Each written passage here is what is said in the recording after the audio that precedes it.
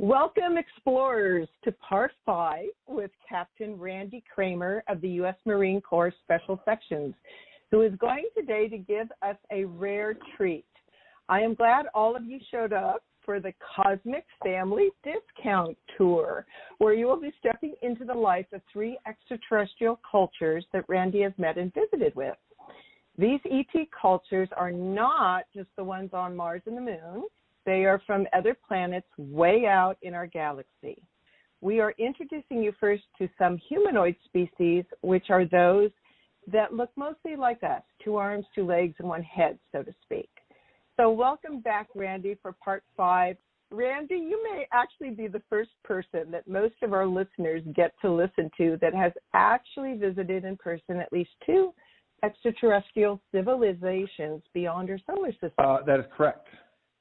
Okay, so on one planet in particular, you had an accident, unfortunately, and so had to stay there a while to recoup. So I'm wondering if you can share with our listeners things like what that planet is called, what system it is located in, and maybe why you were sent there in the first place.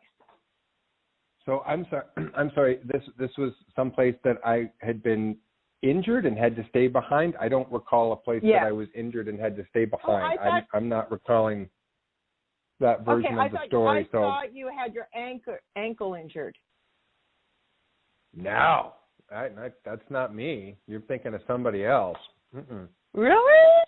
Yeah, they would have. If I'd hurt myself, they would have prepared it up in a matter of an hour or something.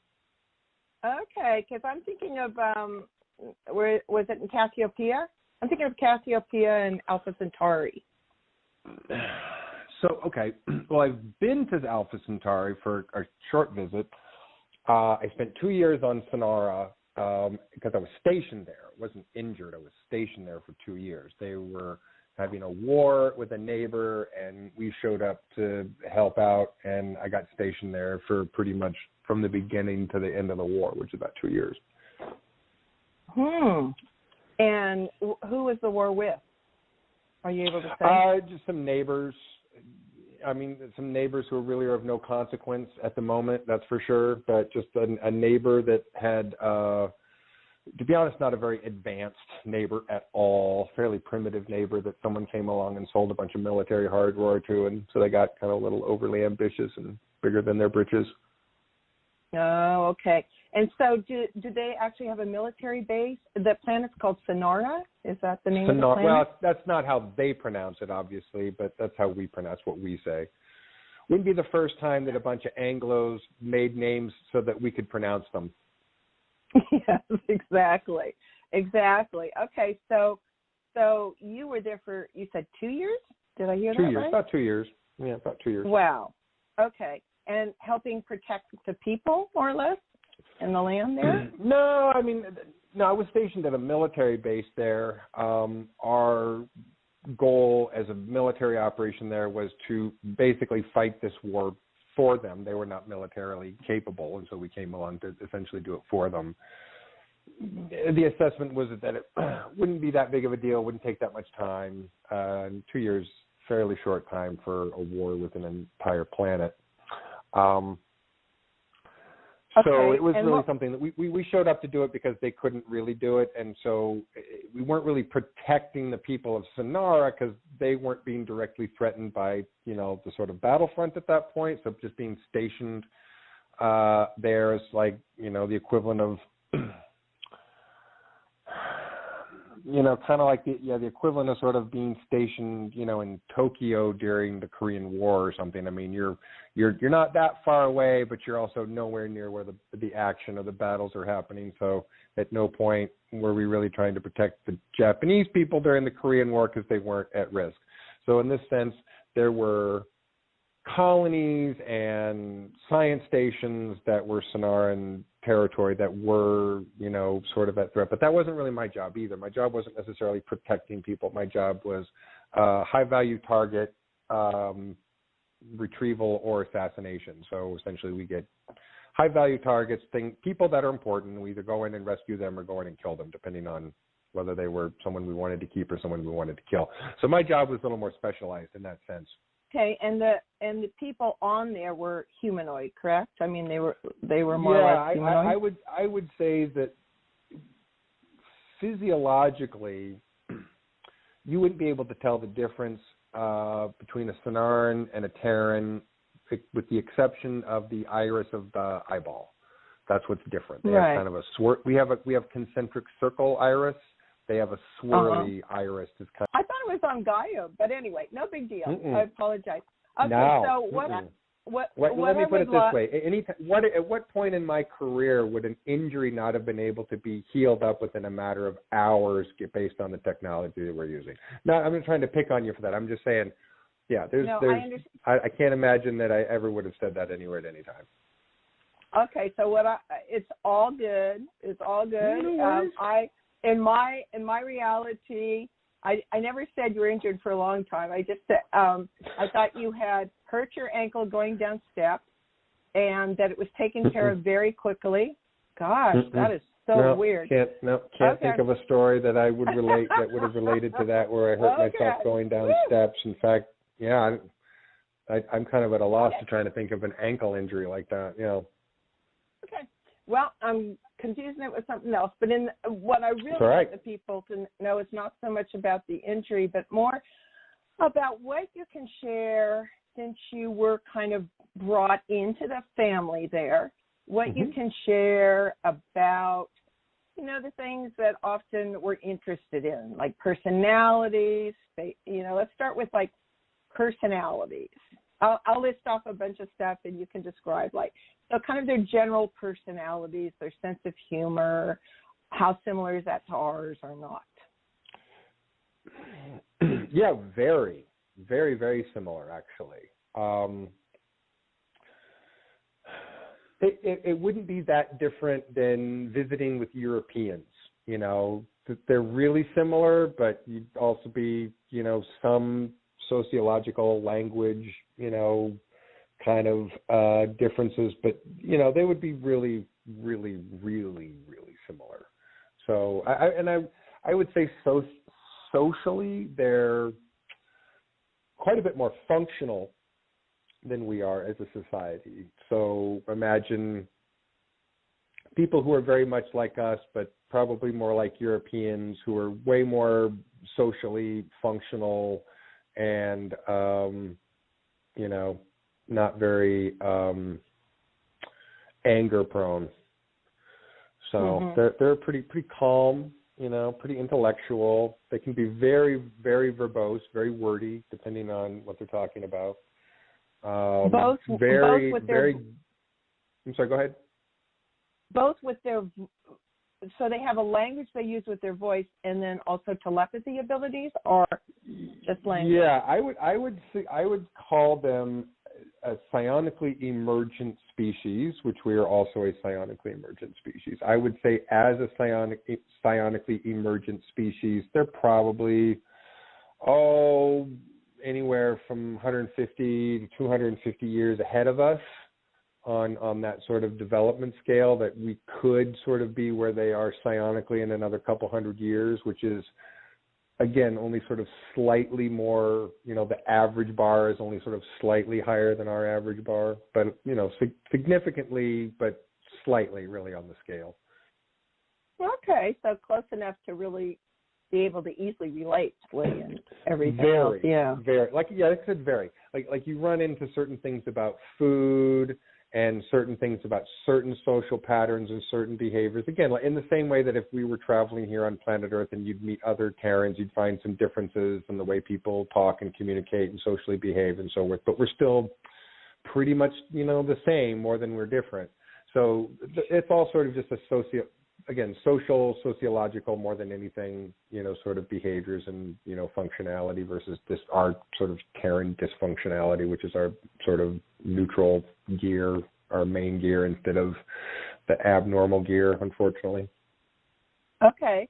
So, there's so many subheadings I want you to comment on like we're doing. So I know this sounds kind of organic, but what about facial hair? styles of Oh hair. no, totally. Yeah. They can grow facial hair. I'd say that mustache at the time that I was there, fashion-wise, mustaches were fairly common for men. Yeah. And what kind of big ones too, big bushy ones too. Not so much beards.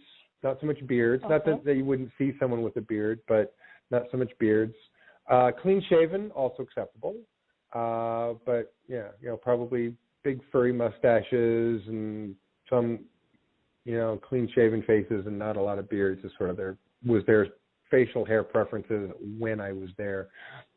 But like I'm sure we do, it's the thing that would change, with them over decades, sort of fashion kind of stuff. So who knows what's the same now. And general height and about the same. I would say most or endomorphs. I would say most of them were really about where we are, between sort of 5 and 6 feet tall. Okay. Yeah. So very, very similar. What about clothes? So they wore clothes. Styles, textures. Okay. the fabrics, I would say they had a variety of fabrics that clothes could come in. I would say the fashion design was not non-existent, but certainly not to the level of what human fashion design is. So their clothes were I would say, simple and attractive enough. They looked good enough on the people who wore them. But I wouldn't say that they had the same fit quality that a lot of our clothing does. But the fabrics were certainly, very finely manufactured, well-manufactured fabrics and fibers. But the design was a little. I would just say a little less. I mean, maybe if you gave a design class to a high school, garment making class, it's kind of the kind of thing you might end up with. Nothing that fancy or nothing that great, but So the picture that was interesting. I'm sorry, go ahead. The picture I get is kind of practical and bulky or something. To be honest, they were a little. They weren't exactly the kind of clothes that make your physical definitions look really amazing. They're a little frumpy, but kind of for everybody. So it's not like. Are they all the same colors? Not all the same color. However, major cities have color themes that are associated with the city. And so you will see, depending on the city you're in, buildings that are different shades of that color across the entire landscape. You'll see lamp posts that are that color. You'll see benches that are that color. You'll see lines on the street that are that color. And you'll see a predominance of people wearing clothes that are that color. So, they have a very interesting thing about their Fascinating. They have this very interesting relationship between civic pride, the color associated with that civic pride, and then clothing that seems to sort of reflect, that color or color scheme in some cases. So I've studied color and the power of that. Did they share with you, so say the family that you said had invited you in, the scientists, what district were they in and what was their colors? They were in a city that was predominantly emerald green. It was the primary color of that city. It's not again, pronouncing their language is really difficult to do it sound right, so I'm not even going to try to do it for people because I can hear myself and it sounds horrible when I do it, and so so I couldn't pronounce the name of the city for you, and I don't know that we had a different name, an Anglo name for it, but it was not the capital city. I did visit the capital city, but it was not the capital city. But it was it was a pretty big city, I think, for some of the size of the cities that they have, which were not that large. They had a pretty decent sized population, but their individual, let me put it this way, they had more cities on their planet that were smaller, whereas we have, kind of more fewer cities that are bigger, if that sort of makes sense. There was kind of more metropolitan centers that were smaller than sort of the metropolitan centers we have. They would consider the metropolitan centers we have to be ridiculously overcrowded and overdensed, and why in the world would you do that and put people that close and make it that difficult to pump water and electricity and waste water, and why would you do that? They would think that would be incredibly condensed and wasteful and packing people in like animals. Are they big on nature? Do they make a priority? I mean, they less people, more nature? No, I wouldn't say that. I would say that they really have a very completely green society. I mean, they don't pollute. They don't have fossil fuel burning. They don't, where they're dumping toxins and waste into the rivers and the ocean and so forth. They have a completely clean industry, so that they're not polluting their environment, because they understand long-term, well-being of a planetary environment requires that you treat it like the inside of your home. You don't go dumping, shit and oil and toxic waste on the inside of your home because you have to live there. And if you treat your planet like the inside of your home, then you want to keep it clean. Planet's the same way. You keep it clean. You don't dump stuff all over the place. So they have a clean environment. They have some large natural areas for sure. I mean, the planet is not so densely populated by any means that there isn't vast swaths of natural land, all across the place. They certainly do. I think their population was probably less than, 5.5 billion total for the entire planetary size, which was just slightly bigger than Earth. I think it's sort of the physical size. Their gravity is like 1.1 or something like that. So it's maybe, less than 10% bigger, volume-wise. And water and all of that stuff? Oh, water's plentiful, definitely. Green-blue vegetative planet. Oh, yeah. But, with a variety of ecosystems, in the sense that they had rainforests, they had deserts, they had, grassy plains and so forth. They had a pretty interesting, what I would say, a normal range of ecosystems on a planet that would experience varying weather conditions like we do.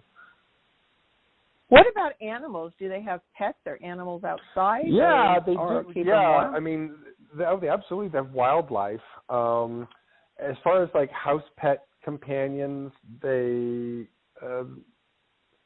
family that I stayed with sometimes, and they had a marmoset, sort of a marmoset. Think of about a marmoset, but like twice the size of a marmoset, but super domesticated. So like the most chilled out, relaxed marmoset that you've ever like met in the world. And that was, their little pet Bobo. I called him Bobo. I didn't like the name that they called him, so I just called him Bobo. So kind of a mix between a ragdoll cat and a beaver or something. So well, I mean, you got to look up a picture of what a marmoset is, and then sort of extrapolate from that. Okay. The ears are a little fluffier, but he didn't know what to think of me the first time he met me, because he clearly smelled something that I smelled completely foreign and like anything he'd ever smelled, and he was not okay with that. So he kind of steered clear to me at first, but I started bringing. They issue us these little protein bars, these little vitamin protein bars. Well, they're like these little vitamin protein bars that, when you need, quick food, carbos or whatever, and they're usually chocolate or vanilla flavored or something like that. So I would bring a few of those and, pull them out of my pocket and bust off, pieces, and he would sniff at it, and apparently he liked chocolate. So, I started feeding him those things, and then we became friends. Oh. So how long? Then when I would come over, he would basically come up to me and crawl like up and down, sniffing my pockets, looking for like, where's the treat? Come on, oh yeah. So is that like the major animal, or for pets? They obviously don't have the. Was that the major animal for a pet? I wouldn't say that I was super familiar with like their range of domesticated pets. I mean,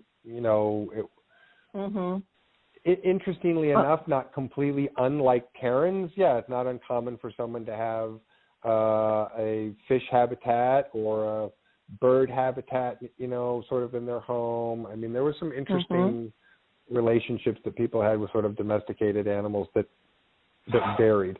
I don't remember any dogs, but I do remember. I don't want to say our domesticated cat or a feline that you or whatever recognized, but something that seemed to be similar to some kind of felinus. They were pretty good size, actually, though. They're pretty fat.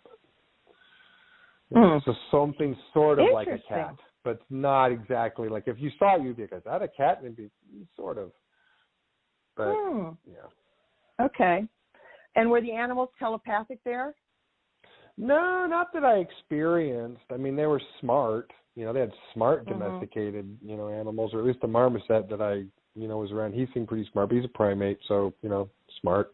But no, I don't think I personally can't say I experienced all the animal life on that planet, but I never experienced one that seemed to be like, hey, what's up? We're telepathic over here. Yeah, exactly. Okay, so what about food? Like, did you have a meal with his family at all? Lots and lots and lots. Okay, so can you tell us what that was like, how they prepare it? Well, I would say that their food is, to be honest, not a lot different from ours. The main differences are way less sugar in everything. Like that makes sense. Because they'd be more health-conscious. Yeah. But I think it's also like they never had a point in their history where someone was like, hey, let's mass produce this concentrated sugar and feed it to everybody. So I think it just didn't happen for them historically where that occurred. And so they didn't have an entire population addicted to sugar like we do. Yeah, they have, in fact, it was some of their food was, I had to choke down a little bit because it was a little plain in some cases. And I remember the first time I was trying to explain cake to his wife.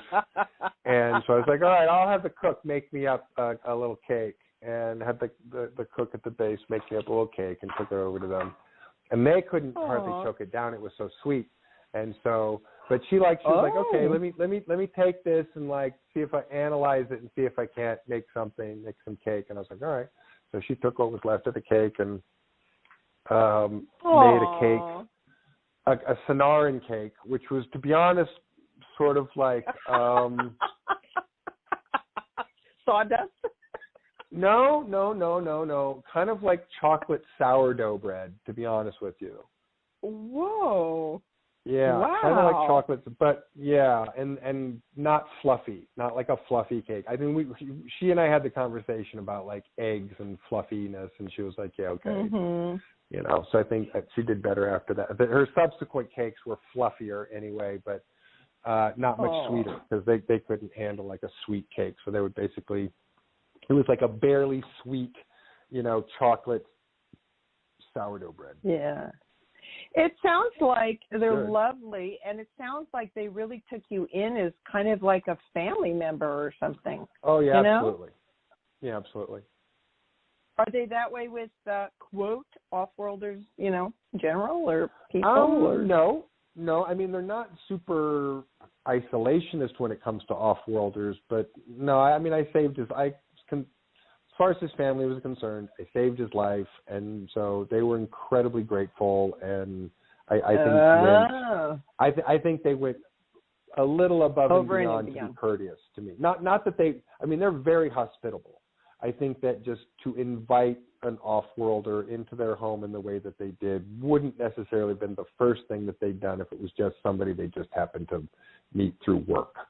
I'm not saying they wouldn't show that person hospitality, but not 3 times a week. Which is lovely if you're going to stay somewhere for 2 years. So by implication of what you're saying, my guess is that this person you saved was the target. Your job or something. Absolutely. Yeah. Well, yeah. The scientist. The father. Yeah, the scientist's father. And what was his specialty? Some kind of meteorologist, geologist, some kind of environmental like scientist or something. Meaning he studied things about the relationships between meteorology, geology. He was stationed on another planet at the time that he was doing research on, and this was was a smaller planet that was a completely different gaseous sort of makeup. So it wasn't an oxygen, nitrogen, carbon dioxide anywhere. It was something completely different than that. And he tried to explain it to me a couple of times, and somehow the chemical relationship in the atmosphere and sort of geomagnetic activity had this weather relationship. And so he was studying this relationship between, I think, geomagnetic electric activity that was essentially lightning that came from the ground out of geomagnetic activity, which is pretty weird. And then this gaseous environment, again, that was not oxygen, nitrogen, carbon dioxide, so somehow it was more conductive, and that it created weather patterns. Anyway, something like that. He tried to explain it to me, not my cup of tea, so I, think something like that. But so he was there, being stationed there, and the planet got invaded, and so we, they had a list of people to get out, and he was on my list, so I got him out.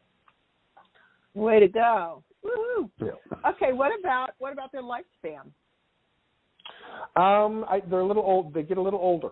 I'd say that they tend to. So they do have the ability to medically extend lifespan beyond their natural lifespan. But right now, their natural lifespan is probably right around 2 or 250 years. Yeah, they seem pretty content with that at the moment. So they don't do a lot of having people live hundreds of years, even though they could. They kind of seem to be pretty content. I'm 235. I can go. They tend to have that's plenty. I can say I've had a complete life after that many years and be perfectly happy to move on, start over, whatever they're doing. But yeah, between 200 and 250 years. Which of course brings up the whole concept of spirituality and religions, and I would imagine they're more spiritual than religious in terms of their belief system of souls and who they are. No, I would say actually the very opposite of that. I would say that there were some what I would call religious relics of previous eras, so that there was an official sort of priesthood, and they had little temples, and but it was very small. The number of devotees is very small, and people in the civilian population see it as literally nothing more than hanging onto a piece of history. No one, and I mean no one, takes religion seriously. No one takes religious explanations for anything seriously. No one takes religious mythology seriously. No one takes religious explanations for anything as anything other than what tiny-minded, unscientific people do to explain things that they can't understand are scientific. They are a deeply academic, scientific, and mathematical people, and their approach to their psionic development is completely 100% scientific and has nothing to do with religion or spirituality. They would if you tried to use spirituality terms, they would say, no, you're not talking about it right. It's physics, it's math. Well, you know what? So you would feel quite coherent with him, because your psionic class that you teach is based all on physics, the higher physics, correct? Yeah, that's because all of the really good psionic species that we've ever met have been very clear about that this is all science, math, physics, nothing else, not anything else. It's math, science, and physics. If you think about it in a different way, you're gonna get lost. You're gonna end up in a psionic dead end, or worse yet, start a cult. Okay. All right. Fascinating. What about art, music, dancing? What are their favorite pastimes? Things like that. No, they're very artistic. They're also very musical. Describe.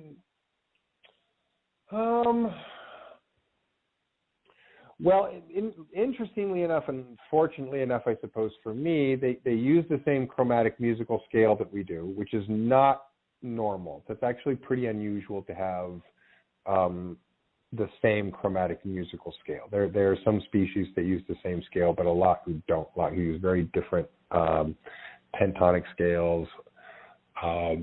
and sort of dodeca. I mean, there's so many different mathematical variations of musical scales, and what an A is or would be in somebody's scale that can be so different, can make music really foreign if it's played on a different scale and the notes are really different. They're not going to sound right to your ear at all, but our music wouldn't sound right to somebody else's ear. So interestingly enough, they used the same chromatic scale. So their music was actually enjoyable sometimes. I'm not sure how I would describe as to say very fond of string instruments. I say that they're very fond of string instruments. You just read my mind. I was going to ask if they had those. Not having had a close look at one or two, though, I would have to say that maybe someone who makes violins or guitars could look at that and like tell you what's happening. I don't think I could tell you what was happening other than to say there's some similar physics happening here, but also something happening in a way that I have no idea how to explain what's different about this. So, okay. For instance, and what about dancing? For instance, most of our musical instruments have like a single bridge for strings. I would say that most of their instruments did not have a linear position for all the strings. And so you had strings that were on different bridges at different angles to the echo chamber body, which all created slightly different sounds. Now, think of like a guitar that was crossed with a bagpipe. Wow. Was any of that design carried over into the geometry of their buildings? Meaning like, okay. No, I would not in any sort of normal way. No, their architecture had a whole different kind of theme to it. It was gorgeous, but it definitely had its own theme. So, like what? So they like some tall buildings, not like skyscrapers necessarily that we like to make, but they had some tall buildings that were, easily, 30, 40, 50, 60, 70 stories. But instead of having a skyscraper or a building that has a square base or a rectangular base, the base would be round or oblong. Oh, that makes sense. So instead of flat surfaces, it would be curved surfaces. So very roundy, sort of architecture. To be honest, it's very kind of pretty on the eye when you're staring at a skyline that's all sort of curved, tall buildings.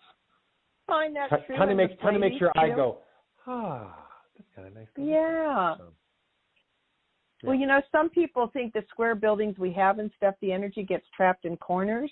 And a Palladian person was talking about their buildings being more dome structure, kind of, sure. Because of a whole energetic to it.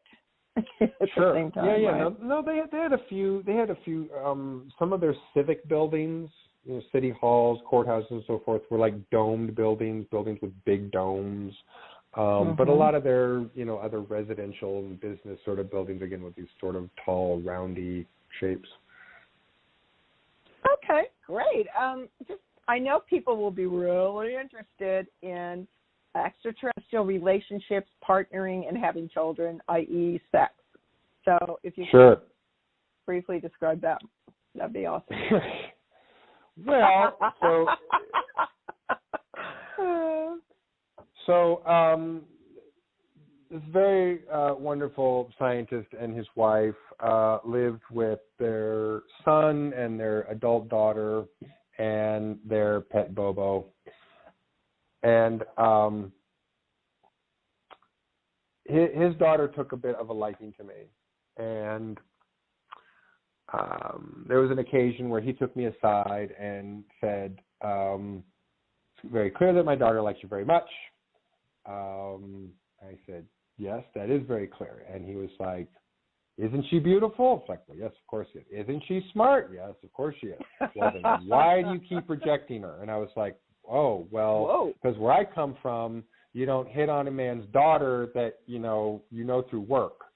I was like, that's how I was raised, that you don't do that sort of thing. And he said, oh, okay, I understand that. And he says, well, you're here and you live here, and I want you to know that, if you reject my daughter again, she's going to be hurt and I'm going to be insulted. And I was like, okay, really... all right, okay, all right. Well, I know that. All right, okay, all right. If you're cool, I'm cool. You did your duty, right? Yeah, I was like, all right. So, yeah, I would say that,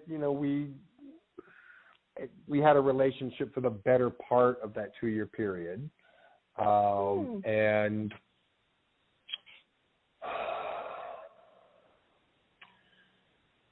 I mean, because we're so very similar, I would say the sexual interaction is not very different. I would say that it's fairly similar as far as what's different about Centaurian sex and human sex. Not much, except that Centaurian females make this cute little sound. It's a little trill sound that they make. It's kind of cute, and it's kind of adorable, and it's kind of hypnotic. And I've been told by Centaurian men that female trilling is really sexy and really hot, and so I don't know that I understand it the same way, but yeah, I was aroused when she did it, so it apparently is a cross species kind of thing. It's like an aphrodisiac. There's something there. I'm not sure. I mean, obviously we have similar pheromones and similar hormones. I mean, again, we're super, super similar. So I guess I shouldn't expect anything to be so super different, but there to be some sort of variation there. But yeah, it was interesting for sure. Oh, how beautiful. So you're not going to do documentation for the audience of the trilling? Oh, no, I can't. Again, no, I can't. Because you're a male. I'm a male. I couldn't do it right. I couldn't make the sound right. I'd have to teach some girl how to make a Centaurian trill and then have her do it for you. And be happy ever after. Okay. Well, thank you for sharing something so intimate. That is really lovely. Yeah. And what about partnering in couples? Yeah. I'm sorry, say again? What about partnering? Because I know that often in higher cultures, they're not so always monogamous. Excuse me.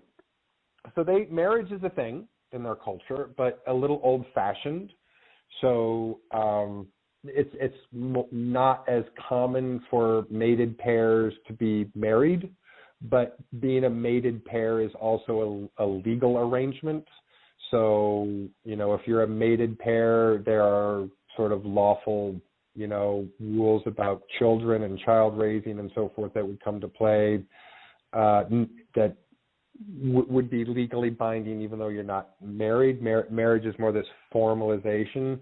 But anytime two people decide that they're going to have a child together, then you're automatically a legally mated pair.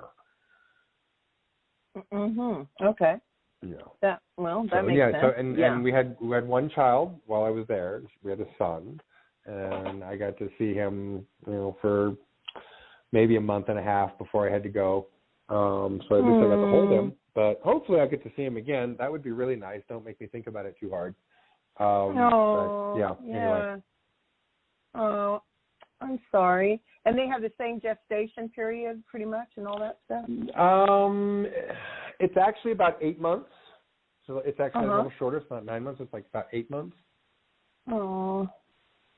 Well, you'll get back there someday, right? Oh, yeah. No. When the travel embargo goes down, I'll absolutely take a trip for sure. Oh, thank you so much for being vulnerable and sharing that, because I know that's really private and close to your heart, I imagine. Now, we have a lot of mental disease on this planet, and Right. I imagine that they have a way that they have learned to deal with that. Could you share that? Or if they even have mental disease, they may not. Sure. I mean, it can happen, but the way that they avoid it being a social problem is that most, mental health, behavioral health conditions are treatable if you understand what's happening at the neurobiological, biochemical, glandular levels, and you can mess with that to make it, things that aren't function correctly, and if you intervene early. So the medical exams, the thorough state-mandated medical exams, I want to point out, meaning that as a citizen, you would not have the freedom to not go to your state-mandated health exam.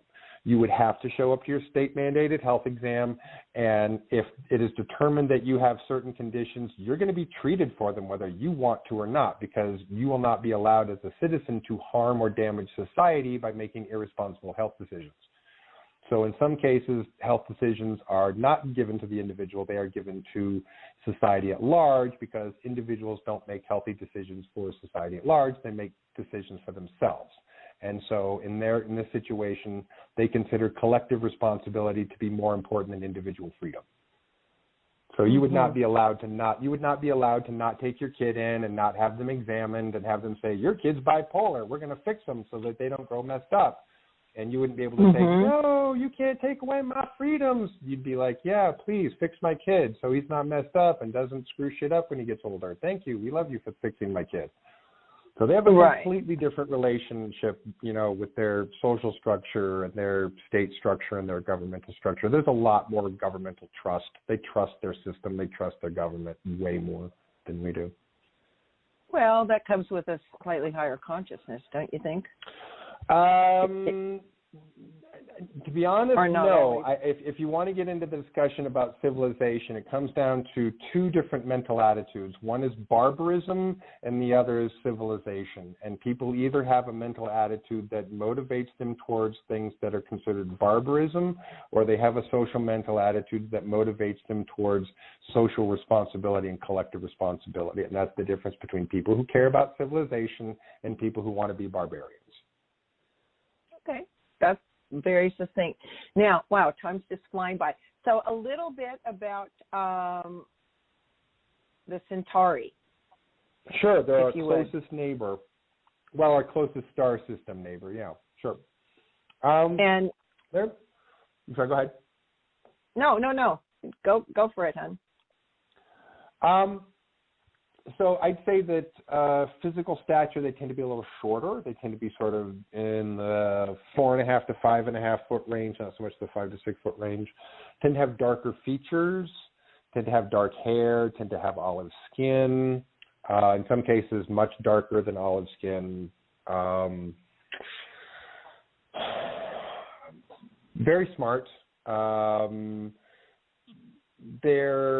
Their cities are definitely a little bit more densely packed, a little bit bigger. They get a little bit more like our cities can be, being, big and more crowded. Were you there for a similar reason? No, not at all. I was there for a training mission, to be honest with you. We have a military base on Centauri, and there was a specialist training division there, which I won't give any more details about, but I had to do 2 weeks on Centauri for this training mission at this very specialized training base that's on Centauri Prime. Okay. And so I was only there 2 weeks, but I mean, we had to go to class, and then when we were done with class, we basically, the barracks were, you could wander on and off base, and we got to go down the street and go to sort of the market area and go shopping and eat food and stuff and be tourists. So it was kind of nice. Okay. Well, cool. Okay, so just for brevity's sake, I want you to speak a little bit about what I feel is one of my favorite ET species that most people think are myths, but originally came from the stars, but have been here, I think, since Ice Age at least, the Sasquatch. And you've had a chance to play with them a little bit, right? Well, I've had this very interesting series of experiences through my life here on planet Earth, and one of them includes a number of run-ins with these big furry Sasquatch dudes, Enkidu. We call them Enkidu in the program, because in the story of in the Epic of Gilgamesh, he had this friend named Enkidu, and Enkidu is this big, tall, furry, stinky warrior who we're pretty sure is the same species that we're sort of referring to when we talk about Sasquatch Bigfoots. We're sort of talking about the Enkidu, but that was a long time ago. So we think there's also now more than one subspecies, and so the subspecies are devolved primates, meaning they're not as psionically gifted. They're not as, psionically conscious or communicative, and in some cases may represent a hazard or a threat if you ran into one in the wilderness. But chances are you wouldn't run into one because they're so far from civilization. You'd literally probably have to hike in some of the places where they live in the continental United States. You would have to hike in by foot for 2 weeks to get into where you might be in the territory where you might run into one. That's how far we're talking about. We're not talking about 5 hours from the city or a 2-day hike. We're talking about like a 2-day hike from the last road that you could possibly get to, farther into wilderness territory, maybe even by horseback, before you'd even be in the territory that those would be in. So if they choose to be anywhere near where we are, it's usually a choice. There are some experts who have studied migratory patterns and so forth better than I have, but there's a couple of devolved species which some people talk about as, the American skunk ape or something like that. But the Enkidu themselves, they've been around for a very long time. We don't think that they're originally from here. We think that they came here maybe something like 500,000 years ago. That's what they say. That's what they say themselves. Yeah, about that, and that they've kind of been here ever since, and that they have kind of found their little niche in their relationship, which includes being guardians of,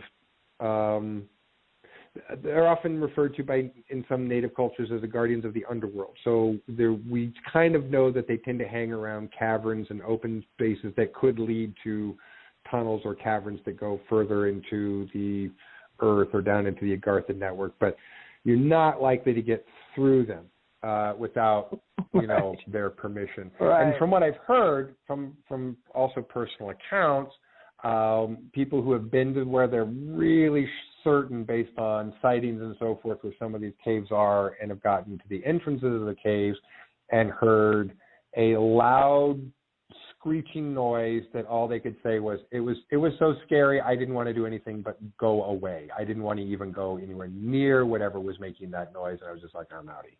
So they tend to keep people away. But that's my understanding. And they stump branches, and they throw rocks whizzing past your head, and all. I was one of the interactions that I had hiked up this trail for a little while, and then the trail ended, and there was a creek, which was along this creek, and there was stones in the middle of the creek, and if you hopped from stone to stone to stone, you could go up the middle of the creek bed, which is what I did, and went up for a couple of hours, way past where normally people would have gone past that trail. It was way too rough. This is in Northern California, so very along the coast, really rainforesty, difficult vegetation to trudge through. So you couldn't just wander off the trail; you'd literally need a machete.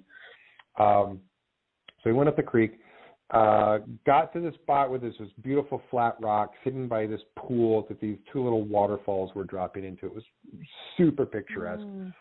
And as I'm sitting on this rock, with the sun behind me coming through the trees, I see in front of me a shadow of something that goes behind me that was very large. It was not a bird. It was not something tiny or small. It was something very, very large that made a very big shadow as it went from my left side to my right side. And of course, naturally, I spun my head around and saw nothing. I turned both ways. I saw nothing. I heard something. And I turned back, was looking the other way again. A few seconds there, then it jumps from my right side to my left side. The shadow goes it's again. Playing with you. And they went, they went back and forth and did that for an hour. Every time I turned around, I couldn't see anything, and every time I turned back the other way, it'd be some matter of seconds before this big shadow would, go right behind me and block the sun, and I would, whip my around and be like, okay, you guys are hilarious. Well, they also knew you were psionic, obviously, because they're psionic. Yeah, probably. Right? Probably. Yeah, probably. They're big practical jokers. Big practical jokers. Yeah. So share some of their abilities. Well, psionic mastery is a thing of individual prowess. So depending on which individual you might be talking about would have what level of advanced ability. But I would say they're very telepathic. That's sort of a baseline ability. People have reported watching them vanish into thin air, like ranchers pulling out their rifle, thinking, I'm going to shoot that thing, and then having it literally disappear from the middle of a dirt road path, not jump into the trees, not jump behind a bush, just vanish into thin air and disappear. I've seen them appear and disappear in the blink of an eye. I saw one appear out of the corner of my eye, and I mean, I saw it as vivid as day. And it was only, it was maybe 10 feet from me. And it was so freaking clear. But the minute I turned my head to get a full-on view of it, there was nothing there. It was gone. It was so light and fast. Playing with you. But I can say, as a trained observer, I wasn't just seeing something. As a trained observer, I didn't imagine what I saw. As a trained observer, something popped out of nowhere. I saw a very clear image of it out of the corner of my eye, and then when I turned to actually get a full view with both eyes, it was already gone. Exactly. So they do dimensional jumping, telepathic, playful, mysterious, can cloak, Yeah, and, possibly even move through solid rock. Probably even, phase out of, sort of portal. third density. Yeah. Or possibly be able to phase out of 3D and straight into, like I said, through solid rock. There are a few people that I've talked to and worked with that have very well-developed relationships with the more advanced ones, to the point where they actually begin to write English. It was just so beautiful. So interesting. That was such a fun. Yeah, we got more to share down the line, Randy. So thank you so much. This has been so fun. And why don't you give people your contact information and where our listeners can go for private psionic readings from you or Q&A. And also, folks, I can guarantee it is rare to find someone that is teaching to civilians, someone who has Randy's width and depth of experience. So please take advantage of that. And I certainly have. And Randy, you were the kind of teacher I had wished for in school when I was so bored. So why don't you tell them where to contact you? Sure. My website is www.covertspacecowboy.com, all one word. There's information for anybody who wants to have personal consultation appointments with me. There's a link for that. The online psionics course we're doing the beta class right now, but I think we're letting people sign up still. So if people want to jump in and sign up, they can. Or if you want to wait until we're done with the beta class in another, week or two and we do the official launch, you're welcome to wait for that. But I think the link can take you through and get you signed up if that's what you really want to do. The Facebook page is the Captain Randy Cramer Facebook page. If you want to do there, it's all kind of the same information linked together on consultations, the class, and other stuff that's coming. So we're definitely working on some stuff. Cool. That's so wonderful. Well, as you know, I'm signed up for that. So thank you so much, Randy, for your brilliant expertise and generosity of spirit. And folks, please join us in 2 weeks for part 6, where Randy will talk next time.